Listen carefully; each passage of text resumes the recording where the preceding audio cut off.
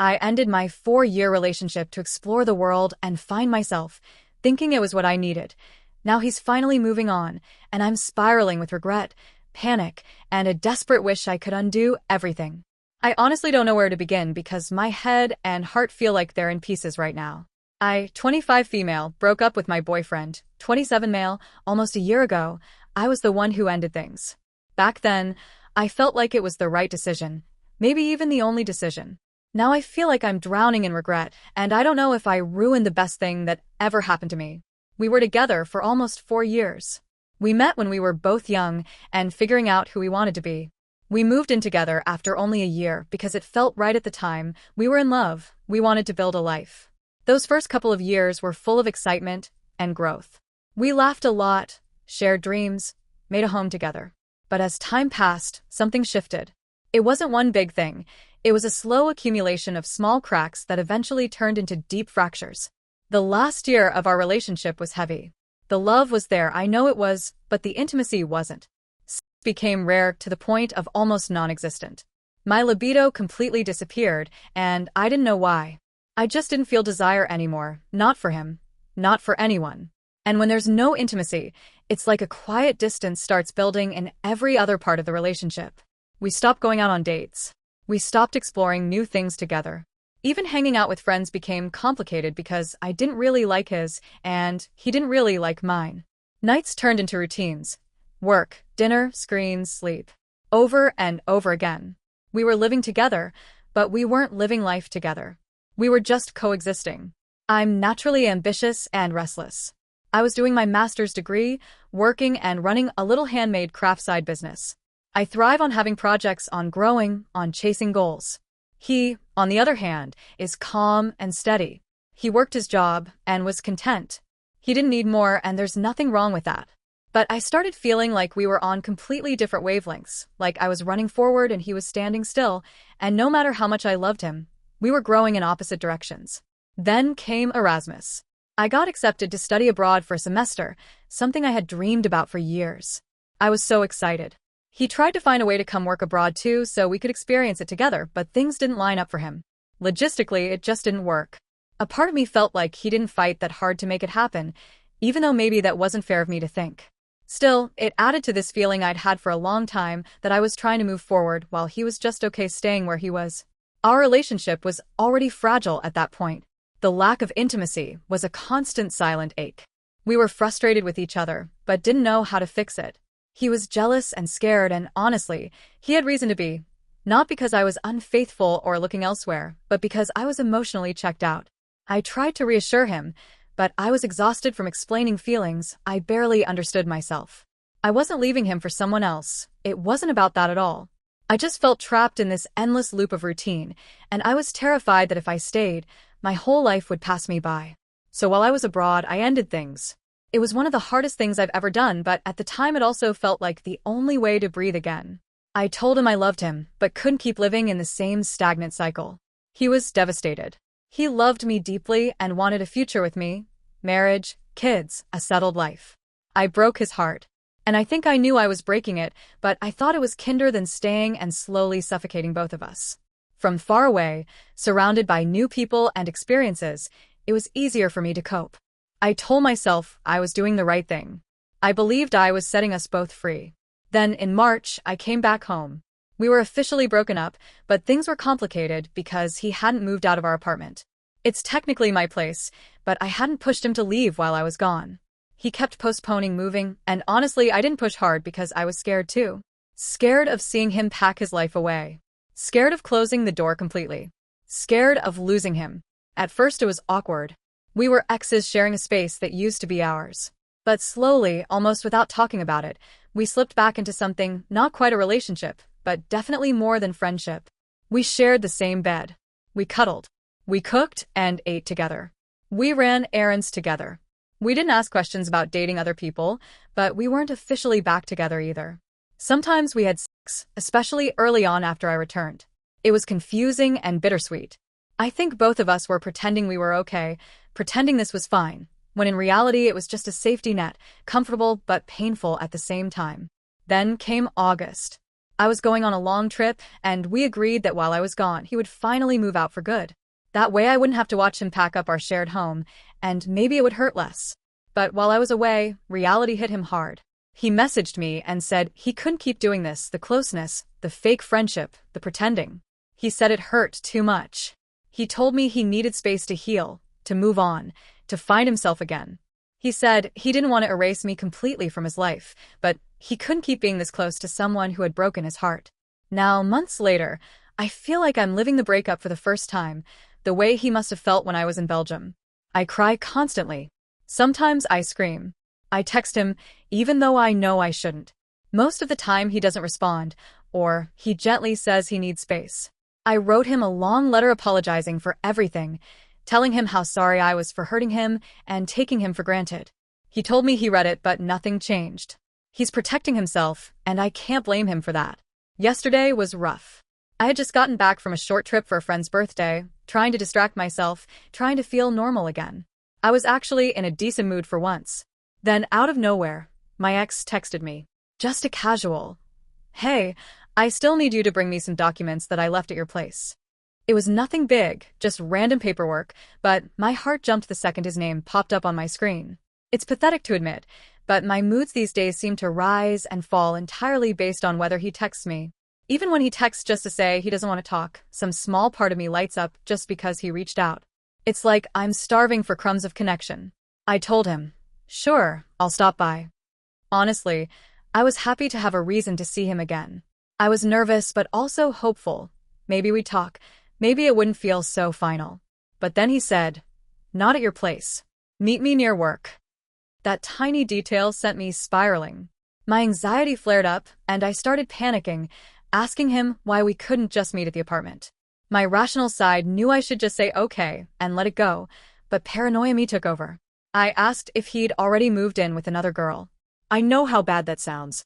I know I shouldn't have asked, but the thought of someone else taking up space in the home that we built together felt unbearable. He replied, calm but firm, that I wasn't entitled to ask that anymore. That it's his life now. That who he's seeing or where he's living isn't my business. And he's right. But hearing it still hurt like hell. He told me to stop texting him so much, stop calling, because it's unfair to him now that he's talking to other girls, maybe even seeing someone. And then there's the keys. He still has keys to my place. I've never asked for them back. Partly because I didn't want to close that door. In my mind, those keys were this tiny symbolic thread tying us together, a reason for him to come back someday, even just to return them. But after hearing him talk about dating, about meeting other women, something inside me shifted. I told him, "Okay, then let's do this properly. Let's set a day and time that works for both of us. You give me the keys, I give you the last of your things, and we get real closure. We talk, and then we let go." He agreed. Just like that. Simple. Final. We met in a parking lot. Not in our old home. Not in any place that carried our memories. Just a neutral space. It was weirdly symbolic, how impersonal it felt. We talked for a while, but even then it felt rushed. He seemed in a hurry to get home, like he didn't want to linger in this painful middle space with me anymore. Still, in that short conversation, I caught glimpses of his truth. It didn't really sound like he's seriously seeing someone yet. It sounded more like he wants, and deserves, the chance to move on. He told me he's been going out with friends again, picking up new hobbies, meeting new people. He said he wants to experience life again. To talk to new people. To go on dates. To see what's out there. To find happiness. Maybe even love again. I gave him the files he'd asked for, and like we'd agreed over text, I brought it up again. When are we going to meet to finally talk things through, give back the keys, and just send this properly? Ever since I came back in March, we've been in this strange limbo, acting like we're happy best friends who cuddle, but never once actually addressing what happened between us. There's so much unsaid, and it feels like a storm that's just been waiting to break. He brushed it off. Yeah, we'll see, we'll do that, he said. I tried to push a little, told him I'd be going to our hometown on Saturday, asked him to plan ahead. He just repeated, yeah, we'll agree, we'll see. Then, about 30 minutes later, I ended up seeing him again, completely by chance. A mutual friend had to meet him for some work thing, and I was supposed to hang out with her after. I told him I'd be there, and he said I could come by when she came so we could have a cigarette together. Earlier, when he was at work, he texted me, "I give you the keys now just to end everything and leave me alone, but of course I don't have them with me." But then there we were, literally standing in front of his house, and he didn't have them. Didn't mention them. Didn't try to bring it up. I know I shouldn't read into little things. I know I shouldn't keep looking for signs. But I do. Part of me can't help wondering if he's keeping those keys on purpose, as some kind of tie between us. Maybe it's wishful thinking. Maybe it's nothing. But it's the tiny thread I keep clinging to. The thing is, I do understand where he's coming from. He wants to meet new people, explore, figure out who he is without me.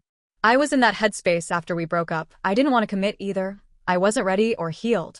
I just didn't want to admit that deep down I still loved him. Now I'm the one here, trying not to text, trying not to reach out, while every part of me wants to. A few weeks back, when we met so I could give him some more of his stuff, he joked about not giving me the keys back. I took it as a sign, like maybe he wasn't ready to let go either. He doesn't know I've started therapy. He doesn't know how much I'm working on myself or how much I want to fix what broke. I keep telling myself he should be the one to text about the keys.